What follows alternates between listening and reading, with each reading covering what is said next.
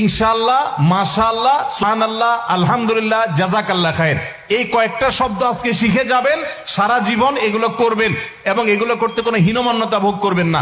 আমি এগুলো কোনটা কোথায় পড়বেন সেটা আপনাদেরকে বলে দিচ্ছি। ভবিষ্যতে কিছু বললে বলবেন ইনশাআল্লাহ।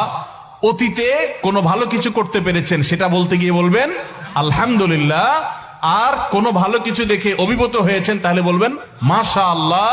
এবং কোনো কিছু দেখে আশ্চর্য হয়ে আল্লাহর পবিত্রতা জ্ঞাপন করছেন বলবেন সুবহানাল্লাহ। উপরে ওঠার সময় পড়বেন আল্লাহু আকবার, নিচে নামার সময় বলবেন সুবহানাল্লাহ। এই জন্য এখন থেকে উঠতে বসতে চলতে ফিরতে ইনশাআল্লাহ, সুবহানাল্লাহ, আলহামদুলিল্লাহ, মাশাআল্লাহ, উপরে উঠতে আল্লাহু আকবার, নিচে নামতে সুবহানাল্লাহ। আর কেউ যদি কোনো উপকার করে, এটা হাদিসে আছে, নবী সাল্লাল্লাহু আলাইহি ওয়াসাল্লাম বলেছেন, আপনাকে কেউ একটা উপকার করেছে, একটু কলম দিয়েছে, হাত দিয়ে লিখে আবার ফেরত দিলেন তার কলমটা দিয়ে লিখে, কোনো একটা উপকার কেউ করেছে, তাহলে আপনি তার বিনিময় দিতে চাচ্ছেন কিন্তু এই মুহূর্তে হাতের কাছে কিছু নাই। সবচেয়ে উত্তম বিনিময় হয় যদি আপনি বলে দেন জাযাকাল্লাহু খায়রা। জাযাকাল্লাহু খায়রা মানে কি?